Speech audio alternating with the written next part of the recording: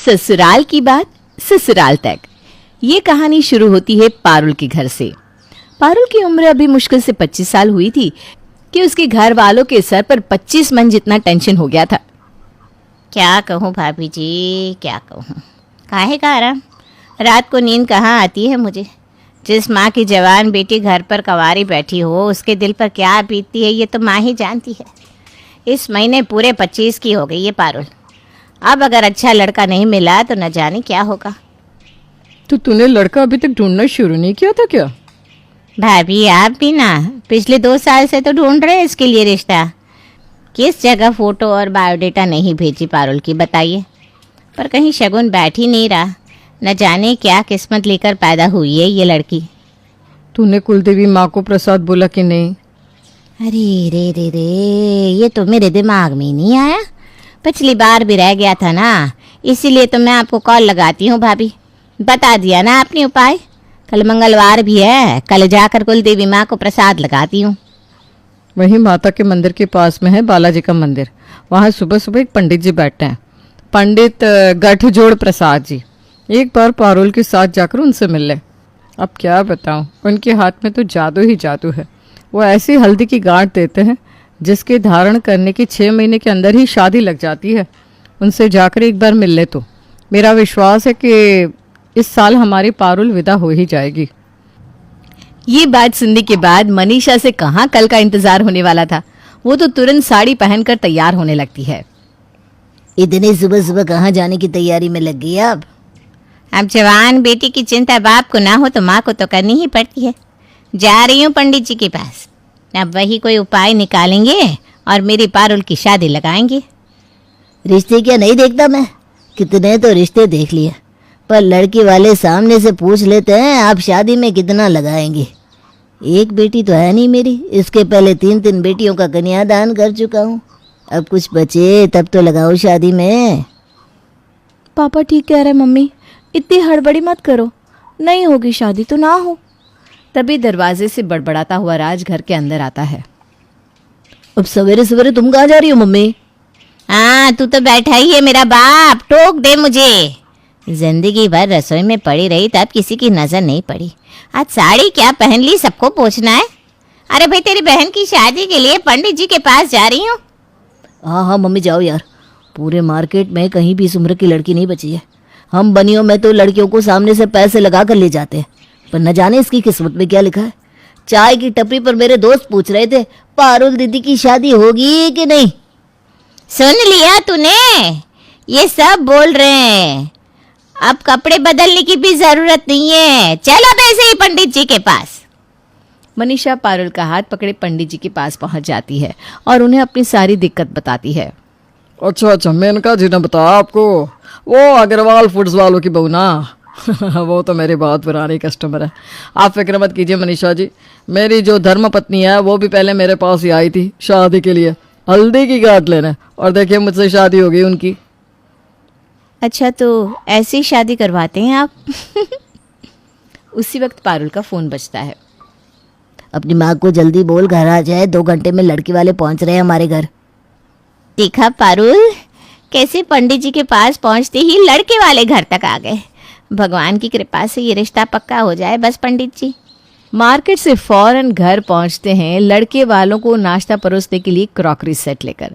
Room freshener, नाश्ता सब कुछ लेकर मनीषा और पारुल जब घर आती है। यही बात है, जब सही काम होता है तो तुम और तुम्हारी माँ रोड पर घूमने निकल जाती हो। अब तुम ये सब छोड़ो, मैं जा रहा हूँ लड़के वालों को लाने, तुम तैयार हो जाओ पारुल। मुरली जैसे ही लड़के वालों को लाने के लिए दरवाजे तक पहुंचता है कि लड़के वाले पहले ही उसका घर ढूंढते हुए वहां पहुंच जाते हैं। हम आ गए मुरली जी। अब आप लड़की वाले हैं इसका मतलब ये तो नहीं कि हम आपसे मेहनत करवाएंगे, हैं? 2-4 लोगों से पूछते पूछते हम आपके घर तक खुद ही पहुंच गए। सब जानते हैं आपको यहाँ जरा भी दिक्कत नहीं हुई घर ढूंढने में। भले ही पैसे ज्यादा नहीं है हमारे पास बहन जी, पर इज्जत कमाने में ये कभी पीछे नहीं रहे। किसी के भी सामने इनका नाम लीजिएगा तो वो इनकी तारीफ ही करेंगे। अरे भाई इसीलिए तो हम यहाँ आए हैं मनीषा जी, ऐसे ही घर की बेटी हमें चाहिए। पैसे का क्या है, वो तो हमारे पास है ही। संस्कार अमूल्य है जो मिलते नहीं, और लोग ढूंढते हैं पैसे, जो कि आज किसके पास नहीं है। सभी तो खाना खा ही रहे, कहीं कम तो कहीं ज्यादा। ये तो सही लोग लगते हैं मम्मी, लगता है इस बार रिश्ता पक्का हो ही जाएगा। लड़के वाले अंदर आकर सोफे पर बैठ जाते हैं और सभी उनकी आव भगत में लग जाते हैं। ऐसा लगता है आप हमारे घर अपनी बेटी देना नहीं चाहते। अरे अरे, ये क्या बोला? किसने बोला रेणुका जी? ये लोग ना कान भरते हैं, आप लोगों की बातें सुनना छोड़ दीजिए। मम्मी आंटी जी की बात तो पूरी सुन लो। कोई बात नहीं बेटा, बेटी की माँ है ना, इस तरह उतावलापन तो होना लाजमी है। उतावलापन बरकरार रखिए बहन जी, बस ये काम करने की आदत ना जरा कम कर दीजिए। हम यहाँ आपसे खातिरदारी करवाने नहीं आए, हमें तो बस पारुल से मतलब है, आप उसे बुला दीजिए। और पारुल कमरे से निकलकर अपनी होने वाली सास के सामने आती है। बड़ी सभ्य है आपकी बेटी मुरली जी, जैसे आप लोग बता रहे थे बिल्कुल वैसी ही है पारुल, मानो किसी ने संस्कारों को ही एक आकार दे दिया हो।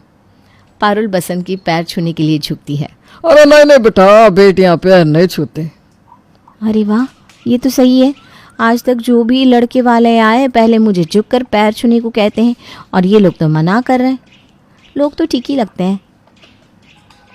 बेटा जरा आंटी जी को नाश्ता तो। अब मैं नहीं रुकने वाली मुरली जी, चलिए जी। अरे कोई बात हुई क्या रेणुका जी, कुछ बुरा लग गया क्या आपको? शादी की तैयारी नहीं करूंगी क्या? मुझे तो भाग गई आपकी पारुल, अब तो रिश्ता इसी घर में होगा। अरे अरे पारुल तो शर्माने लगी। कुछ दिन की बात है पारुल, फिर तुम हमारी। आप लोगों के पास अपनी अमानत छोड़कर जा रही हूं मैं। समझी जी, अब आपको ध्यान रखना है हमारी पारुल का। वो रेणुका जी कुछ लेन देन। ये कैसी बात कर दी आपने समधी जी?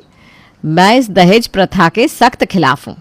हाँ माना मैंने अपनी बेटी को जी भर के दिया था, जो भी दिया था, पर मजाल है कि लड़के वाले कुछ भी मांग ले और मैं दे दूँ? बिल्कुल भी नहीं। तो मेरे सामने तो इस दहेज की बात आप कीजिएगा ही मत। और जहाँ रही लेन देन की बात, तो हमने आपको अपना बेटा दिया और आपकी बेटी आपसे ले ली, हो गया ना लेन देन। इसके बाद तो मनीषा और मुरली के कदम जमीन पर रहते ही नहीं। उनकी खुशी का कोई ठिकाना नहीं होता। आखिरकार उन्हें एक ऐसा परिवार मिल गया था जो एक पैसे की मांग किए बिना उनकी बेटी को अपने घर ले जाने को तैयार हो गया था। घर के दरवाजे से निकलते ही रेणुका बसंत से कहती है, बड़े आए, हमने अपना बेटा दिया और आपकी बेटी ली। ऐसे ही दे दिया क्या बेटा? मजाक है क्या? मेरा बेटा 60,000 कमाता है और ये क्या कमाती है? कुछ भी नहीं, मुफ्त में बैठकर पूरी जिंदगी मेरे घर खाना खाएगी। दहेज तो मैं इन लोगों से निकलवा कर रहूंगी। 2 दिन के बाद करण के साथ रेणुका पारुल के घर पहुंचती है। मैं यहाँ से गुजर रही थी तो सोचा अपनी होने वाली बहू से हाल चाल पूछती चलूं। बेटा करण को घर तो दिखा दे। पारुल करण के साथ छत पर जाती है कि रेणुका मनीषा से कहती है, बड़ी गर्मी है आपके घर में मनीषा जी। मेरे करण को तो ना बड़ी गर्मी लगती है। अभी एसी वाली गाड़ी में आए हम, पर मॉडल ज़रा पुराना हो गया है, 4-5 साल हो गया है कार लिए। इसी गाड़ी का ना एक नया मॉडल आया हुआ है मार्केट में। प्रेम के तो एक दोस्त ने मुंह खोलकर लड़की वालों से सामने से गाड़ी मांग ली थी और उन्होंने दे भी दी, बताइए। फॉर्च्यूनर कौन देता है दहेज में? अब कोई बाप अपनी बेटी को किसी घर भेज रहा है तो 10-15 लाख की गाड़ी तो देकर ही भेजेगा, ये तो कॉमन सेंस है। पर फॉर्च्यूनर किसी बेटी के बाप पर इतना बर्डन तो कभी नहीं डालना चाहिए। देखिए मैं तो इन चीज़ों के सख्त खिलाफ हूँ। अब आप भी अपनी बेटी को ऐसे ही रिक्शा में तो भेज नहीं देंगे। अरे कौन ही भेजता है? अरे मैं भी क्या बोल रही हूँ।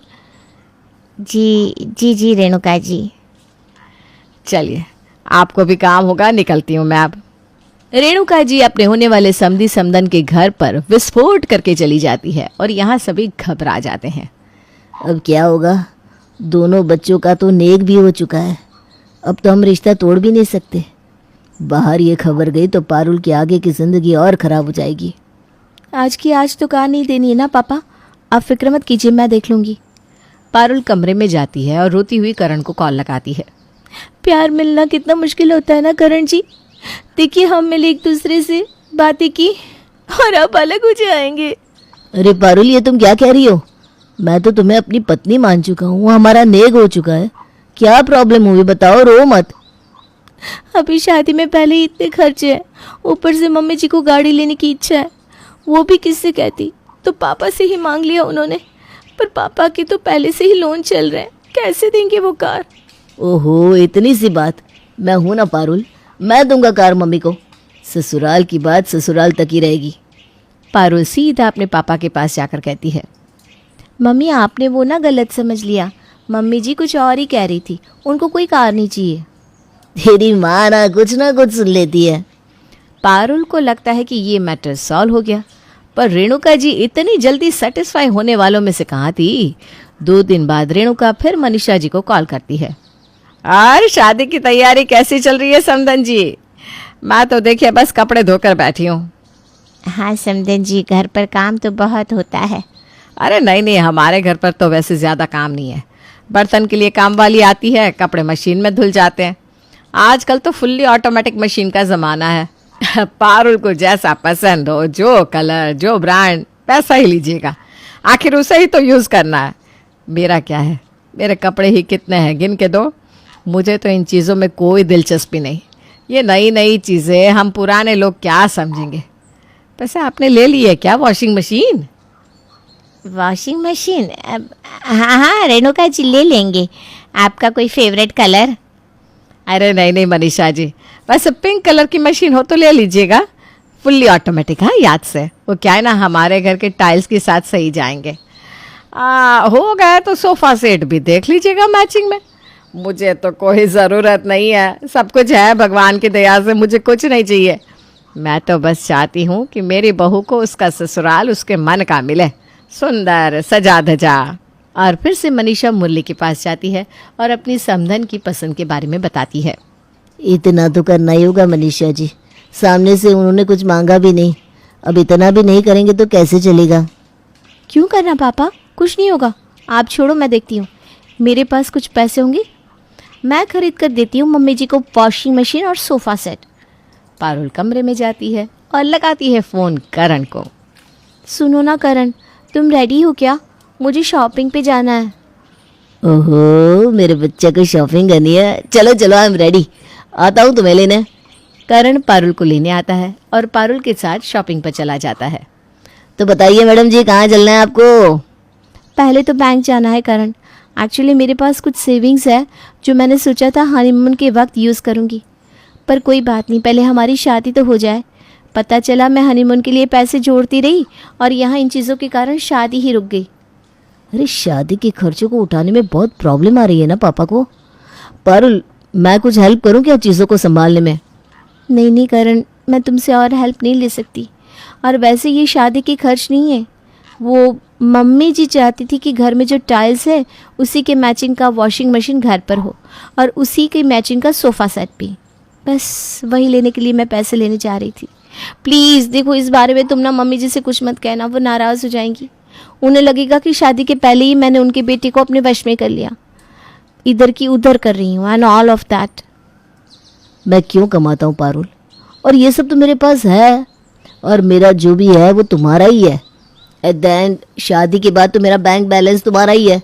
तो ये शादी के बाद हो या अभी क्या फ़र्क पड़ता है? चलो मेरे साथ और वॉशिंग मशीन और सोफ़ा सेट ले लो और भिजवा दो मम्मी के घर। पिछली बार की तरह पारुल सब कुछ संभाल लेती है, पर रेणुका इतनी जल्दी बाज नहीं आती। वो आए दिन मनीषा को कॉल कर किसी न किसी चीज़ की फरमाइश करती ही रहती और पारुल उस खर्च को करण पर डाल देती, जिससे इनडायरेक्टली एक्चुअल लॉस रेणुका का ही हो रहा था। इतने सारे खर्च उठाने के कारण करण पर पहले ही बहुत प्रेशर आ चुका था। कमरे में बैठा करण सारे खर्च जोड़ रहा था। अभी तो शादी हुई भी नहीं और 3 लोन आ गए मेरे ऊपर। गाड़ी चाहिए, बुलेट चाहिए, वॉशिंग मशीन चाहिए। हद कर दिया है मम्मी ने, इतना कौन मांगता है। यहाँ तो लग रहा है कुछ दिनों के बाद मैं पैंट से सीधा लंगोट में आ जाऊंगा। तभी करण के कमरे के बाहर से रेणुका फ़ोन पर बात करती हुई आगे बढ़ती है। दहेज के तो मैं बिल्कुल खिलाफ हूँ मनीषा जी, इसलिए लेने देने के बाद तो भूल से भी मत कीजिएगा। सगुन का तो अच्छा ही सोचा होगा आपने। वैसे हमारे ना करीब 60 ही रिश्तेदार हैं, बाकी दूर दूर के हैं। उनके लिए बस लिफाफा कर दीजिएगा, ज़्यादा कुछ करने की ज़रूरत नहीं है। वैसे मैंने अपनी बेटी की शादी में उसके ससुराल में हर एक को 2-2 हज़ार रुपये का लिफाफा कपड़े का जोड़ा दिया था, और जो मेहमान करीबी थे उन सबको इन चीज़ों के साथ एक एक सोने की अंगूठी दी थी। हमारी औकात अच्छी थी तो हमने मोटी मोटी अंगूठियाँ दी। अब जिसकी औकात नहीं है वो हल्की अंगूठियाँ देगा तो कोई बात नहीं, ये तो खुद के समझने की बात होती है ना मनीषा जी। अब सभी के सामने जब लड़की की माँ लड़के को अंगूठी, गले में चैन, घड़ी, कपड़े, पैसे कुछ देगी कि नहीं है? इज्जत तो लड़की के मायके वालों की ही जाएगी ना। ससुराल पक्ष मजबूत है, ये तो किसी से छिपा नहीं। चलिए मुझे ना बहुत काम है, फिलहाल फोन रखती हूँ। हाँ। ये सुनते ही करण के शरीर में जो बची कुची जान थी वो निकल जाती है। ए मम्मी रुक जा, कहीं शादी होते होते तेरा बेटा खाली ना हो जाए। एक लंगोट बची है, लगता है उसे भी बिकवा कर मारेगी मम्मी। और इसी तरह खींचते खिंचाते ये रिश्ता शादी के दिन तक पहुंच जाता है। आज सभी को पता चलेगा कि बिना दहेज की भी शादी होती है। ये तो सही कहा रेणुका जी आपने। आप जैसी महिला का मिलना तो आज के ज़माने में बड़ा मुश्किल है। अरे मेरे करण के लिए लड़कियों की कमी नहीं थी मुरली भाई साहब, ये तो बस मुझे आपका घर भाग गया था। वैसे कैटरिंग थोड़ी हल्की लग रही है। लगता है सारे पैसे बचा लिए आपने। तभी पारुल धीरे से रेणुका के कान में जाकर कहती है, ये जो आपने मेरे घर वालों से car, bike, oven, mixture, washing machine, fridge मांगी थी ना, ये सारे खर्चे आपके बेटे की जेब से ही हुए हैं मम्मी जी। मानना पड़ेगा, बहुत बड़ा दिल है आपका। अब आपको ये शादी भी अच्छी लग रही है। अगर आपको और पैसे लगाकर इस शादी को बड़ा करना है ना तो बता दीजिए, वो भी हो जाएगा। क्या? ये सुनते ही रेणुका का सर चकरा जाता है और वो सर पकड़कर बैठ जाती है।